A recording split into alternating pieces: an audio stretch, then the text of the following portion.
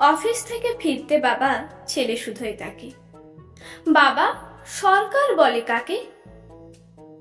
অনেক ভেবে বাবা বলেন, ধর আমি চালাই সংসার, তাই আমি হলাম সরকার।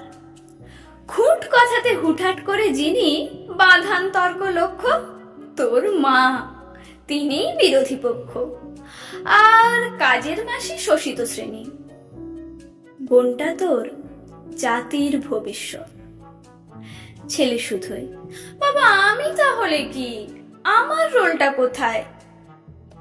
মুচকি হেসে বাবা বলেন, সবই দেখিস, সবই বুঝিস, ক্ষমতাটা বড্ড কম, তুই ভ্যাবলা জনগণ।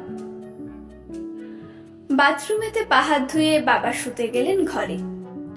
ঠিক তখনই বাজলো জোরে ফোন। ফোনটা তুলে শুনল ছেলে। মামা বলেন, বাবা কোথায়, কি করছে তোর বোন?